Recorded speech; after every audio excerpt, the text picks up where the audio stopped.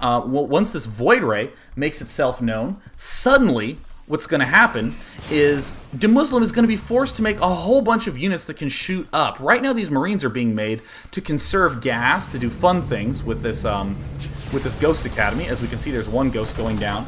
But now DeMuslim's in a little bit of an obnoxious situation, right? He has to deal with all this stuff with the Void Ray. So we're going to see a lot more Marines, and we're going to see a lot more just anti-air stuff in general. Is he getting an engineering bay? Yeah, look, here's an engineering bay coming up right now as well. The engineering bay obviously going to be used for turrets. All this stuff is oriented towards setting up defense against this Void Ray, because one Void Ray can be really obnoxious because it kills buildings so fast. Now, what does this mean? Well, obviously tons of Marines going to be made. Lots and lots of Marines. Look how many Marines are here. Very few Marauders. Only 3 still, despite 2 barracks with tech labs. Not many Marauders, just all Marines. And there are turrets being made here as well. Welcome back, ladies and gentlemen. Just wanted to say that apparently there was some sort of stream crash that occurred that was really unstable for a lot of people. But either way, we're just back right here and everything should be fine. So anyways, look at how much this Void Ray is screwing up everything that DeMusliM is trying to do. All this money spent on turrets, and in particular, all this money spent on Marines. So how does White Ra respond? Very, very easy. What is good against Marines? Well, White Ra has decided Speed Zealots are very good against Marines. Here comes a whole bunch of Warp Gates. We're going to see a ton of Zealots pop out right now, and it's going to end up being really awesome. This Void Ray is really pretty easy to do stuff with, right? It's just going to float around here for a little bit, zap things a touch. Oh, look, here's a little vulnerable spot. Anywhere where there's a hole, White Ra's going to poke his head in. But for the most part, what is White Ra going to do? He's going to warp in tons of Speed Zealots. He's taking this opportunity to expand. It's an unbelievably easy transition. And another little abuse that White Ra does is he also gets this Dark Shrine really fast. If for some reason the opponent is going to be low on scans or low on detection in some way, he can kill huge numbers that way. And look at this. DeMusliM wanted to move out to attack. Void Ray right here to be obnoxious once again, and of course killing off more units around here. This is when the way back when the Void Ray had 7 range, but that 7 range really isn't coming to play here in terms of killing off this turret.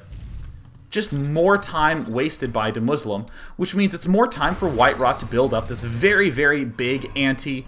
I guess I'd call it an anti-barracks army. Look at how fast that Zealot leg speed was finished. And also we have the Templar archives going down. So this is pretty much the unimportant part of this game. Just going to speed it up a little bit, because what's most interesting is this Void Ray transition into a whole ton of Zealots. And you know, this attack didn't really go well because White Ra tried to engage right here by the watchtower instead of pulling back a little bit. But again, notice how nice this is, just having this Dark Shrine up here. And of course, one big miss scan by DeMusliM. He only had enough for 1 scan anyways, so even if he did kill off this 1 Dark Templar, there's plenty more Dark Templar to come. And White Ra has a pretty easy time dealing with this, going to the food counter. I mean, once he ends up killing this off, which he obviously does, because 0 detection versus units that require detection, going to be pretty significant. And meanwhile, what happened? Oh my goodness, this one Void Ray got 10 kills in the meantime. That's huge. Very, very simple, easy way to play. Get the Void Ray up. He's forced to play very passively. Look at how there's so many turrets. Look how everything is sort of crammed together. Another barracks, no emphasis at all on getting an expansion up.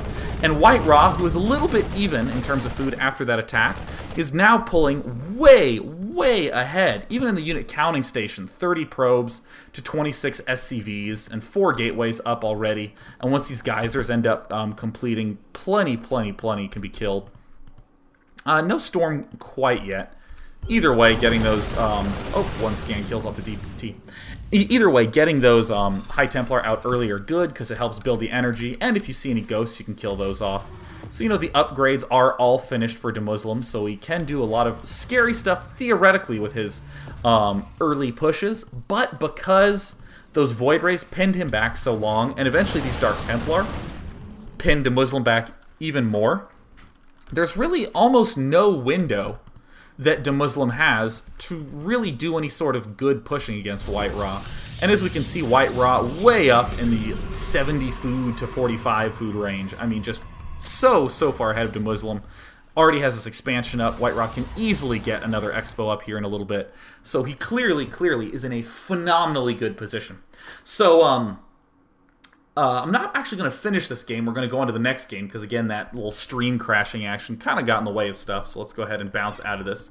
It's not a terribly interesting game after the fact. Most of the interesting stuff happened already, but it's just such a good base starting point. Because, first of all, it's a really old replay. So now we're actually going to watch two games. One is between Maro and White Ra, and then the next game is between Galvan and White Ra. So let's actually open up the Maro game first. This is an example of how powerful early aggression can be on Kulas Ravine. This game and the next game we're going to see, White Ra vs. Maro, is this one, and then again, White Ra vs. IP Galvan is the next one we're going to watch. In both of these games, the Terran player does almost the identical early aggression build, but we're going to see how insanely different it looks due to this opening that White Ra's doing. So here is White Ra, here is Maro, both of which are really good players that you should know. And of course, if you don't know White Ra, we're doing a special on him 3 days in a row. And if you don't know Maro, then damn it, go look him up, because he's amazing. Now, Maro used to do what people called the Maro build, which was to early expand here without any gas and get like 4 barracks before gas, so that way you could just get tons of Marines. But this is an increasingly popular opening on Kulas Ravine, getting 1 barracks, getting a fast tech lab, and just Marauder pushing straight up. Now, I do want to say that this replay that we're watching right now was played pretty late in the beta. This is a 0.16.0 replay. The other one was way back in the patch 0.14 days. So this is definitely a little bit more modern in terms of the timeline, but still, this has always been a very popular opening, especially once Concussive Shell was dropped to 50. You can easily get in there, be aggressive, and it looks like White Ra's going to be okay. And see, he's doing the canonical opening for Protosses, getting this early warp gate. And getting an early 3rd warp gate. Well, it looks like it's not a hugely early 3rd warp gate, but sort of an eventual 3rd. So what does White Ra do? White Ra hasn't even really checked up on what his opponent's doing. He's sort of moving out here with 1 Stalker. And this is why this early pushing is so effective on Kulas Ravine. 1 move out with a Stalker, and you're immediately light years behind. So White Ra's trying to respond. He's getting more Zealots up. And as we advance, oh my goodness, look, all this micro going on. Oh, look, there's another Stalker. Maro advances forward to kill off the Stalker, and then backs away, and then it's just simple kiting from here. Look at this. Look how much damage these Marauders have done. Already 2 Stalkers done, no Marauders gone. This Zealot is pretty obviously going to fall. Is he going to get it? Yes, he is. See, very nice opening from Maro. And this is a very strong opening. Now, again, if you are a newer player who is not as confident with your micro, this opening that the Marauders are doing will give you trouble. That is, if you're Protoss and you're against a Terran player who's going fast Marauders the way Maro is, you can lose if you don't have super good control. White Ra, who's like a tip-top pro-level player, is having trouble against this due to a simple few mistakes.